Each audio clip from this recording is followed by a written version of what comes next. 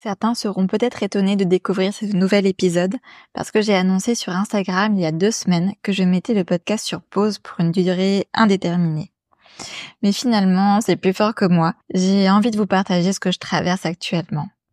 Ce podcast et beaucoup de mes partages sur les réseaux sociaux ont pour but de décomplexer, de rappeler à notre vulnérabilité à tous. Et c'est donc toujours en toute horizontalité que je vous partage mes expérimentations avec la vie, mes prises de conscience, mes ratés et mes avancées. Je crois profondément que réaliser que tout le monde vit des épreuves soulage. Et découvrir d'autres manières d'aborder ces épreuves et de les dépasser inspire. C'est pourquoi aujourd'hui j'ai envie de vous parler de la période que je vis, qui ne semble pas à première vue très glorieuse, mais étonnamment, je le vis mieux que ce que j'aurais pensé. Et voilà, c'est pourquoi j'ai l'élan de vous en parler. Petite précision, le son n'est pas aussi qualitatif que d'habitude parce que je n'ai plus mes micros. Et c'est justement, entre autres, de la perte de ces micros dont il s'agit aujourd'hui. Pour ceux qui n'ont pas suivi l'histoire dont j'ai parlé sur les réseaux sociaux, il y a 2 semaines, donc le 19 octobre, j'étais à la Sainte-Baume, dans le sud de la France, près de Marseille. La Sainte-Baume est un lieu très particulier où il y a dans les montagnes une grotte qui est la grotte de Marie-Madeleine. Donc c'est une chapelle maintenant et beaucoup de pèlerins s'y rendent, mais aussi beaucoup de touristes parce que c'est un lieu très beau et que je vous conseille vraiment. Et donc ce jour-là, je me suis garée sur les grands parkings de la Sainte-Baume. Donc c'est en pleine campagne et il n'y a rien si ce n'est une boutique de pèlerins, un hôtel, un restaurant et il me semble que c'est tout. Mais sinon il y a de grands parkings parce que il y a de nombreux visiteurs. Et donc on s'était garé sur un parking à l'extrémité, là où il y avait de la place. Et voilà, en partant, j'avais mon coffre qui était plein parce que j'étais en déplacement, mais on a vérifié que la voiture était bien fermée à clé et on est parti pour 3 heures de randonnée. Et à mon retour, après cette magnifique ascension et descente dans des énergies très très belles, eh bien, je me suis rendu compte en prenant mon sac à dos qui contenait mes affaires les plus précieuses que le sac à dos était vide. Alors dans ce sac, il y avait mon ordinateur, une tablette et tout mon matériel d'enregistrement, donc c'est-à-dire des micros, les casques, les câbles, l'enregistreur, la carte SD, les piles, etc., etc. Et en fait, tout avait disparu. Et en se renseignant autour, on a appris que des vols avaient lieu très régulièrement sur ces parkings qui ne sont pas surveillés, comme en pleine campagne, et que apparemment, actuellement, des voleurs ont trouvé comment déjouer les systèmes des voitures qui s'ouvrent avec des clés à détection automatique. Donc, si vous possédez une voiture comme ça, faites attention parce que du coup, des personnes réussissent à ouvrir les voitures sans trace d'effraction. Donc en plus, parfois, on ne s'en rend pas compte tout de suite. Donc voilà, ça a été un gros coup dur, surtout que si jamais vous suivez le podcast, en fait, le 20 octobre, donc le lendemain de ce vol, est sorti un épisode du podcast qui est très particulier à mon cœur. C'était un épisode hors série où j'annonçais que je lançais mon activité professionnelle, que mon site internet était dorénavant en ligne et que je proposais comme prestation des audio-souvenirs et des interviews privées. Et donc j'avais besoin de tout ce matériel que je venais de perdre pour exercer cette activité. Donc voilà, ça a été très compliqué à vivre et l'élan qui m'est venu après, c'est de créer une cagnotte pour ceux qui souhaiteraient me soutenir dans cette période difficile parce que l'assurance ne prend rien en charge, malheureusement, à moins qu'ils ne trouvent un jour les voleurs. Mais ça fait apparemment quelque temps que la gendarmerie est déjà sur le coup et pour l'instant, ils n'ont trouvé personne.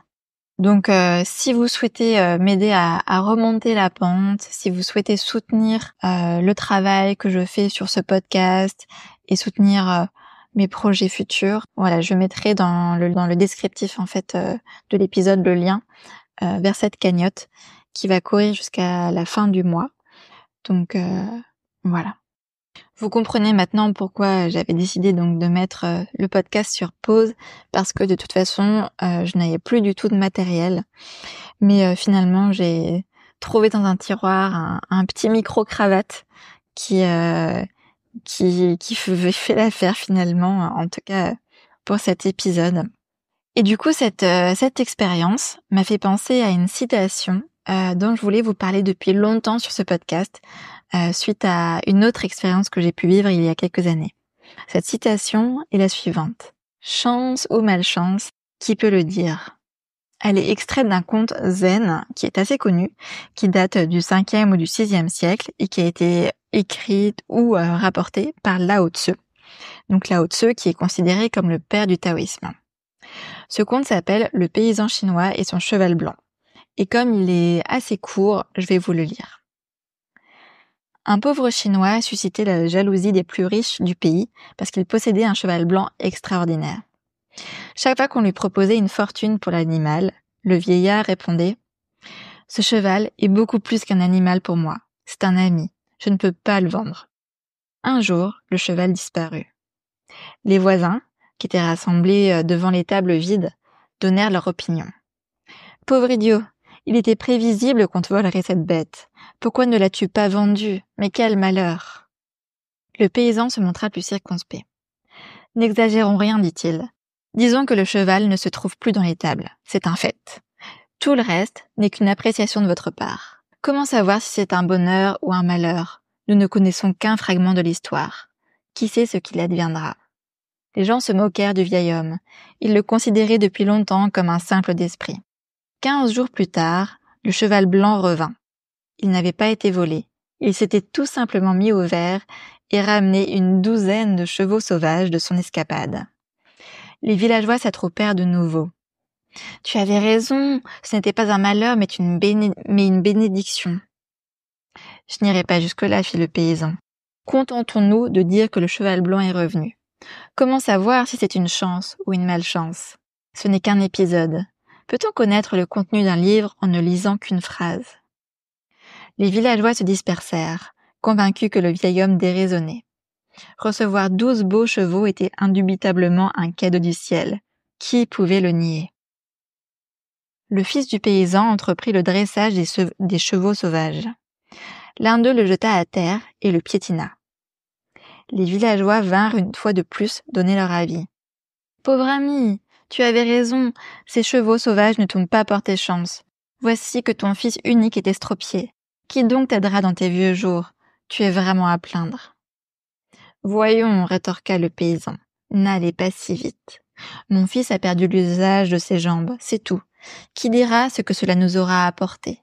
La vie se présente par petits bouts, nul ne peut prédire l'avenir. » Quelque temps plus tard, la guerre éclata et tous les jeunes gens du village furent enrôlés dans l'armée, sauf l'invalide. « Vieil homme, se lamentèrent les villageois, tu avais raison, ton fils ne peut plus marcher, mais il reste auprès de toi, tandis que nos fils vont se faire tuer. »« Je vous en prie, répondit le paysan, ne jugez pas hâtivement. Vos jeunes sont enrôlés dans l'armée, le mien reste à la maison, c'est tout ce que nous puissions en dire. Dieu seul sait si c'est un bien ou un mal. » C'est lors d'une soirée tranquille, en 2020, dans une jolie roulotte que j'avais louée sur Airbnb, en Bourgogne, que j'ai découvert ce conte. J'avais fait une halte en voiture sur un long trajet. Le cadre était superbe et j'ai eu le droit à la visite du chien, du chat, j'avais la vue sur les chevaux dans les pâturages. Et ça a été en plus l'occasion d'une merveilleuse rencontre avec la propriétaire, que j'embrasse si elle passe par là. C'est elle qui, après une longue balade qu'on a faite ensemble et de très belles conversations, qui m'a prêté une très belle BD que je ne peux que vous recommander, dont je vais mettre également le nom dans le descriptif, que donc j'ai découvert ce conte. Et ce qui est incroyable, c'est que je suis revenue en Bourgogne quelques mois ou un an après, pour passer un week-end prolongé avec deux grandes amies à moi, et que ma voiture a eu une panne. Et moi, j'habitais très loin de là, j'habitais en Dordogne à cette époque. Et du coup, voilà, ça a été toute une histoire. Heureusement que l'assurance était là. Mais pour rentrer en Dordogne et puis pour revenir une semaine plus tard en Bourgogne récupérer ma voiture. Et donc, j'avais proposé à cette personne, comme c'était près de chez elle, qu'on se voit. Et elle m'avait proposé de dormir à la maison. Et donc, ce qui est assez incroyable, c'est que ce jour-là, j'avais prévu de lui rendre visite. Et alors que je venais de récupérer ma voiture chez Citroën, il y avait à nouveau un problème. Mais c'était le soir et je pouvais pas retourner en fait chez Citroën. Du coup, j'ai pris la décision de pas faire le détour pour aller voir cette personne, mais de faire la route tout de suite jusqu'en Dordogne pour me rapprocher le plus possible de mon garage et pour ne pas à nouveau courir le risque d'être rapatriée à 600-700 km de chez moi pour revenir encore une semaine après. Et donc, je suis partie un peu beaucoup en panique, surtout qu'il s'est passé des choses incroyables sur ce trajet, entre autres à un moment, en plus du souci qu'il y avait, le warning du liquide de refroidissement s'est allumé avec arrêt d'urgence obligatoire, etc., etc. Bref, ça a été toute une épopée. Mais le fait d'avoir prévu à l'origine de retrouver cette personne qui m'avait prêté la BD avec le conte faisait que j'avais ce conte très présent en tête. Et j'avais une voix dans ma tête qui répétait non-stop « chance ou malchance, qui peut le dire ?» Et du coup, j'ai vécu une nuit, parce que c'était du coup en pleine nuit ce trajet, vraiment incroyable, où je me voyais rigoler toute seule dans ma voiture, parce que cette phrase je sais pas, en fait déjouer toutes mes peurs que j'avais à l'époque. J'étais très très sujette moi à la panique, surtout quand il s'agissait de la voiture, et toutes mes pensées qui imaginaient les scénarios du pire qui pouvait m'arriver avec ce qui se passait au sujet de ma voiture étaient supprimées, étaient oubliées par le fait que cette citation « chance ou malchance, qui peut le dire ?» prenait toute la place. Et il y avait une part de moi qui disait « mais oui, si ça se trouve, c'est un énorme cadeau et je n'en sais strictement rien ». Et bref, je suis arrivée à bon port, dans une joie et une gratitude profonde, et j'ai pu aller à mon garage habituel ensuite. Et depuis, c'est quelque chose de récurrent dans ma vie. C'est-à-dire que quand il m'arrive des épreuves, cette phrase vient très rapidement. Par exemple, il y a 2 ans et demi, j'ai ma voiture qui justement a été emboutie dans la nuit du Nouvel An. Et je me suis dit, chance ou malchance, qui peut le dire? Et il s'avère que suite à ça, j'ai pu avoir des aides de l'État parce que c'était une vieille voiture diesel. Et donc, j'ai eu un apport financier pour m'acheter une voiture qui était bien plus sécuritaire et avec laquelle je n'ai plus eu de panne, alors que avec cette vieille voiture, j'enchaînais les pannes. Donc, ce fut un beau cadeau. Et je ne sais pas vous, mais moi, j'ai réalisé vraiment que mes plus grandes épreuves avaient été aussi mes plus beaux cadeaux. On s'en rend pas compte sur le coup, bien entendu. Mais je pense à des événements très difficiles, quand je me suis par exemple fait virer d'un job, quand j'étais dans une coloc, pareil, dont on m'a virée. Je pense à une maladie aussi que j'ai eue qui m'a vraiment permis de me connecter à moi, à mon corps, dont j'ai parlé également dans un épisode du podcast sur l'intolérance à l'histamine. Mais ce que je tiens à rappeler quand même, qui est très important, c'est que il ne s'agit pas non plus de nier ses ressentis, par exemple de panique, parce que nier ses émotions a forcément une répercussion sur son corps physique dans ma compréhension des choses. Alors certes, il est important de se rappeler qu'on ne sait jamais ce que la vie a décidé, donc chance ou malchance, qui peut le dire si ce n'est la vie. Mais donc si la tristesse, la colère, la jalousie viennent nous rendre visite lors d'une épreuve, il est tout aussi important d'y plonger, de les accueillir, de les ressentir pleinement dans son corps, que de s'en détacher grâce à une pensée qui amène à une forme de relativité, comme chance ou malchance, qui peut le dire. Alors comment je me sens actuellement ? Écoutez, je me sens assez sous l'eau, je me sens vraiment chamboulée, il se passe énormément de choses dans ma vie qui sont à la fois très belles et à la fois très challengeantes.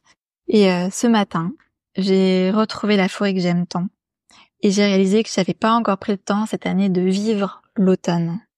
J'avais pas pris le temps de m'enivrer des couleurs sur un fond d'air frais, d'entendre le craquement des feuilles sous mes pieds et d'honorer ce cycle de mort qui permet à la vie de renaître au printemps. Et j'ai réalisé que c'était d'autant plus symbolique dans ce que je vivais actuellement. Le vent d'un nouveau monde recommence à souffler pour moi, doucement, pour m'inviter à d'autres horizons. À l'extérieur déjà, avec un déménagement qui se prépare, mais aussi à l'intérieur, en moi-même. Je me sens changée. La vie me pousse à aller voir mes insécurités, justement. C'est désagréable, mais c'est indispensable. Et donc le podcast aussi, du coup, va changer. Et cette fois, j'ai envie de vous impliquer. J'ai hâte de vous partager mes envies, mais surtout d'entendre vos idées à vous, vos besoins, vos difficultés. J'ai profondément envie d'échanger avec vous. Et donc je sens ce vent de renouveau dans tous les aspects de ma vie et donc aussi forcément dans le podcast. Et je vous prépare pour très prochainement un questionnaire pour en savoir plus sur vous, sur vos souhaits, vos idées, vos besoins. Quant à la cagnotte dont je vous parlais, si vous arrivez trop tard sur cet épisode de podcast, si la date limite de la cagnotte est dépassée et que vous avez quand même l'envie de contribuer au podcast, de soutenir le podcast, de soutenir toutes les heures de travail que j'y mets, de soutenir le paiement de l'hébergeur de podcast, etc., etc., vous pouvez me faire un don, sur Tipeee, dont je mets également le lien dans le descriptif de l'épisode. Donc, je vous remercie de tout cœur.